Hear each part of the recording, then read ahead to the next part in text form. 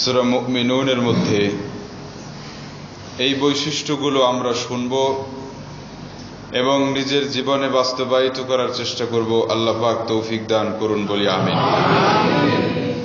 আজকে দেশের অবস্থা, দেশের মানুষের চরিত্র দিনে দিনে অবনতি হচ্ছে।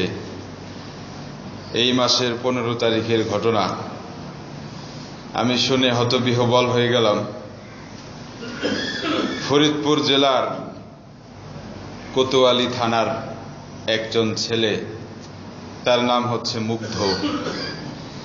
এই মুগ্ধ নামের ছেলে, তার পিতা তাকে 5 লক্ষ টাকা দিয়ে একটি মোটরসাইকেল কিনে দেয়।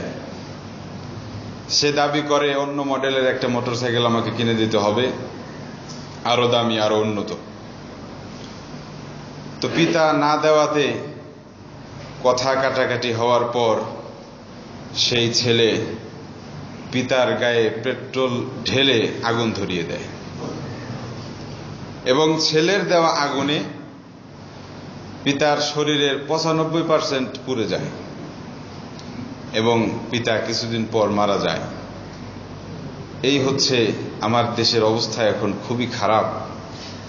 মানুষের মধ্যে ঈমান না থাকার কারণে, আল্লাহর ভয় মানুষের অন্তরে না থাকার কারণে পিতা মাতাকে পর্যন্ত মানুষ হত্যা করছে। কিছুদিন আগেও এই ঘটনা ঘটল, একজন মেয়ে তার পিতা মাতাকে হত্যা করলো। আর এখন ঘটনা ঘটল, একজন ছেলে মোটরসাইকেলের দাবিতে নিজের পিতাকে আগুন ধরিয়ে হত্যা করল। এর একমাত্র কারণ মানুষের নৈতিক অবক্ষয়, মানুষের মধ্যে খোদা ভীতি না থাকার কারণে, মানুষের অন্তরে তাকওয়া না থাকার কারণে আজকে মানুষ নিজের পিতাকে হত্যা করতে কুণ্ঠাবোধ করছে না। এজন্য সবচাইতে গুরুত্বপূর্ণ বিষয় হলো আমাদের সকলকে ঈমান হতে হবে, ঈমানদার হতে হবে। আমাদের অন্তরে ইসলাম এবং ঈমানকে বদ্ধমূল করতে হবে, ইসলামের অনুশাসন মেনে চলতে হবে। এবং আমাদের অন্তরে যদি আল্লাহ পাকের ভয় থাকে, আল্লাহ পাক কি বলেছেন? ওয়াকাযা রাব্বুকা আল্লা তা'বুদু ইল্লা ইয়্যাহ ওয়া বিল ওয়ালিদাইনি ইহসানা। আল্লাহ রাব্বুল আলামিন বলেছেন যে, হে বান্দা, তুমি সর্বপ্রথম আমার ইবাদত করো, আর আমার ইবাদত করার পরেই যেই কাজটি তুমি করবে সেটা হলো তোমার পিতামাতার সাথে তুমি সৎ আচরণ করো। বলেন সুবহানাল্লাহ। পিতামাতার সাথে ধমক দিয়ে কথা বলো না। পিতামাতার সাথে কথা বলার সময় তোমার আওয়াজ যাতে পিতামাতার আওয়াজের চাইতে কম হয়, ছোট হয়। পিতামাতার সাথে ধমক দিয়ে কথা বলা, ঝাড়ি দিয়ে কথা বলা, এটাই নিষেধ। আর পিতামাতার গায়ে পেট্রোল ধরিয়ে আগুন ধরিয়ে দেওয়ার তো অনেক দূরের কথা। খারাপ ব্যবহারও করা যাবে না, পিতামাতার সাথে অসৎ আচরণ করা যাবে না, খারাপ ব্যবহারই করা যাবে না, এটা ইসলাম বলে। সুতরাং ওই ছেলের অন্তরে যদি ইসলাম থাকতো, ওই ছেলে যদি ইসলামের অনুশাসন মেনে চলতো, খোদার কসম সে কোনোদিন তার পিতামাতাকে নিজ হাতে হত্যা করত না। ইসলাম না থাকার কারণে এই সমস্যাটা হচ্ছে। আল্লাহ পাক আমাদের সকলকে ইসলামের পবিত্র বিধি বিধান মানার তৌফিক দান করুন বলে আমিন। তো আল্লাহ রাব্বুল আলামিন মুমিন ব্যক্তির প্রথম বৈশিষ্ট্য বলেছেন। আল্লাহ পাক বলেন, ক্বাদ আফলাহাল মুমিনুন। যার অন্তরে ঈমান আছে, যার অন্তরে আল্লাহর বিশ্বাস আছে, নবীর বিশ্বাস আছে, আল্লাহ পাক বলেন সে সফল হয়েছে। বলেন না সুবহানাল্লাহ। এবং এই ঈমানের কত দাম! একজন লোক যার অন্তরে কালেমা আছে, ঈমান আছে, তার দাম 7 আকাশ 7 জমিনের চাইতেও বেশি। বলেন সুবহানাল্লাহ। হযরত মুসা আলাইহিস সালাম আল্লাহ রাব্বুল আলামিনকে বললেন, আল্লাহ আপনি আমাকে একটা বিশেষ জিকির দান করুন, এমন একটা তাসবিহ আপনি আমাকে দান করুন যেই তাসবিহ জপে জপে আমি আপনার আরো নৈকট্য অর্জন করব। আল্লাহ রাব্বুল আলামিন বললেন, মুসা তুমি বেশি বেশি কালেমা পড়ো, লা ইলাহা ইল্লাল্লাহ যত বেশি পড়বে তুমি মুসা আমার তত নৈকট্য অর্জন করতে পারবে। বলেন সুবহানাল্লাহ। মুসা আলাইহিস সালাম বললেন, আল্লাহ রব্বুল আলামিন, এই কালেমা তো সবাই জানে, সবাই পড়ে, আমি একটা বিশেষ তাসবিহ চাচ্ছি, যেই তাসবিহ আমি ছাড়া কেউ জানে না, আমি ছাড়া কেউ জানবে না। নির্দিষ্ট করে স্পেসিফিকলি একটা তাসবিহ আমাকে আপনি দান করুন। আল্লাহ রাব্বুল আলামিন হযরত মুসাকে বললেন, মুসা, তুমি কি জানো এই কালেমার দাম কত বেশি? এই কালেমাকে যদি এক পাল্লায় রাখা হয়, 7 আকাশ 7 জমিনকে যদি আরেক পাল্লায় রাখা হয়, কালেমার দাম বেশি হয়ে যাবে। বলেন সুবহানাল্লাহ। কালেমার এত দাম, আপনার কাছে কিছুই নাই, দুবেলা দুমুঠ ভাত খাবেন, সেটাও যদি আপনার কাছে না থাকে, সরিষার দানা পরিমাণ ঈমান যদি আপনার কাছে থাকে, আল্লাহ রাব্বুল আলামিন বলেন, ও বান্দা, আমি তোমাকে এমন একটি জান্নাত দান করব, যেই জান্নাত আশরু মিসলিহা, দুনিয়ার চাইতে 10 গুণ বড়। বলেন সুবহানাল্লাহ। এই দুনিয়ার চাইতে 10 গুণ বড় একটা জান্নাত দেওয়া হবে, যার অন্তরে সরিষার দানা পরিমাণ ঈমান রয়েছে। সুতরাং ঈমানের এত দাম, আজকে সেই ঈমান আমাদের কাছে কম দাম হয়ে গেছে। আমরা ঈমান বিক্রি করে ফেলি মাত্র 500 টাকার বিনিময়ে। এই জন্য পার্বত্য এলাকায় হাজার হাজার মুসলমান খ্রিস্টান মিশনারিদের কবলে পড়ে তারা খ্রিস্টান হয়ে যাচ্ছে, ইসলাম থেকে বের হয়ে তারা খ্রিস্টান হয়ে যাচ্ছে। মুসলমানরা শুধু, পার্বত্য অঞ্চলে অনেক ধরনের মানুষ আছে যাদের কোনো ধর্ম নাই, কারো ধর্ম আছে, কারো ধর্মই নাই, তাদের সবাইকে খ্রিস্টান বানানো হচ্ছে।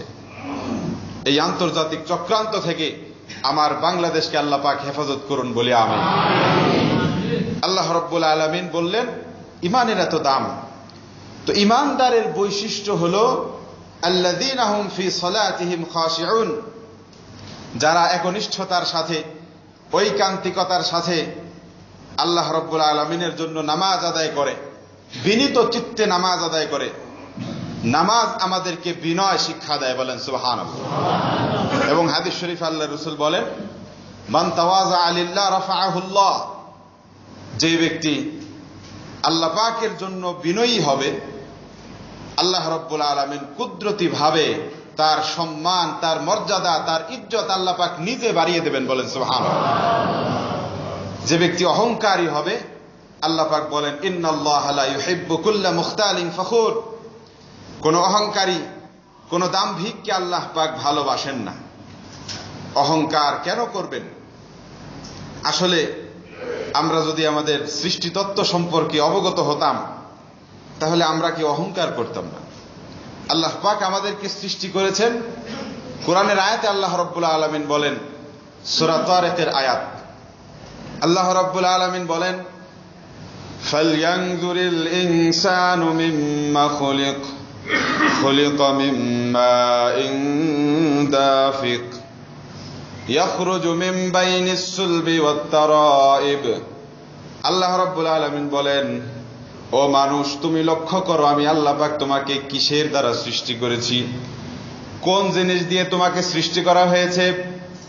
আল্লাহ পাক বলেন, মিন নুতফা, মিন আইয়ি শাইইন খুলিকাহু মিন নুতফাতিন খালাকাহ। আল্লাহ রাব্বুল আলামিন বলেন, মানুষকে নুতফা দ্বারা সৃষ্টি করা হয়েছে। নুতফা এটা হলো আরবি শব্দ, আর ইংলিশে বলা হয় সিম্যান। বাংলা এটা সবার সামনে বলতে লজ্জা লাগে, এটা সবার সামনে বলতেও লজ্জা লাগে। এই যে বিল্ডিং বানানো হয়েছে, বিল্ডিং বানানো হয় কিসের মাধ্যমে, এটা বলতে কিন্তু লজ্জা লাগে না। বিল্ডিং বানানো হয় ইট দিয়ে, সিমেন্ট দিয়ে, বালু দিয়ে, পানি দিয়ে, রড দিয়ে, বলতে লজ্জা লাগে না। একটা চেয়ার, এই যে মেম্বারের উপর আমি বসেছি, এই মেম্বার কি দিয়ে বানানো হয়েছে? কাঠ দিয়ে, পেরেক দিয়ে, এটা বলতে লজ্জা লাগে না। একটা পোশাক কি দিয়ে বানানো হয়েছে? কাপড় দিয়ে, পাঞ্জাবিটা কাপড় দিয়ে বানানো হয়েছে, বলতে লজ্জা লাগে না। বিল্ডিং কি দিয়ে বানানো হয়েছে? বলতে লজ্জা লাগে না। মেম্বারটা কি দিয়ে বানানো হয়েছে? বলতে লজ্জা লাগে না। পাঞ্জাবি কি দিয়ে বানানো হয়েছে? বলতে লজ্জা লাগে না। কিন্তু ও মানুষ, তোমাকে এমন একটা পানি দিয়ে আমি আল্লাহ পাক সৃষ্টি করেছি, সেটা বলতেও লজ্জা লাগে। আপনার মেয়ের সামনে আপনি বলতে লজ্জা পাবেন। আমার মেয়ের সামনে আমি বলতে পারি না কি দিয়ে আল্লাহ পাক আমাকে সৃষ্টি করলেন। সেটা হলো বলে ফেলি লজ্জা শরমের মাথাকে, বীর্য দিয়ে আল্লাহ পাক আমাদেরকে সৃষ্টি করেছেন। মনি দিয়ে, যেটা শরীর থেকে বের হলে গোসল ফরজ হয়ে যায়, এত নাপাক, এত নিকৃষ্ট একটা পানি আল্লাহ পাক বলেছেন মিম্বা ইম্মাহিন, লাঞ্ছিত, অপমানিত, অপদস্থ পানি থেকে, এক ফোঁটা নাপাক পানি থেকে তোমাদেরকে সৃষ্টি করা হয়েছে। সুতরাং তুমি কি করে অহংকার করো? তোমাকে নাপাক পানি দিয়ে সৃষ্টি করা হয়েছে। হ্যাঁ, মাটির সৃষ্টি, মানুষ মৌলিকভাবে মাটির সৃষ্টি। কারণ এই নুতফা বলেন আর সিম্যান বলেন, এটা কোত্থেকে এসেছে? রক্ত থেকে। রক্ত কোত্থেকে এসেছে? খাবার থেকে। খাবার কোত্থেকে এসেছে? যত খাবার আমরা খাই সবকিছু মাটি থেকে এসেছে, বলেন সুবহানাল্লাহ। সবকিছু মাটি থেকে এসেছে। আপনি যা খান, গোশত খান, মাছ খান, আর যাই খান, সবকিছু মাটি থেকে এসেছে।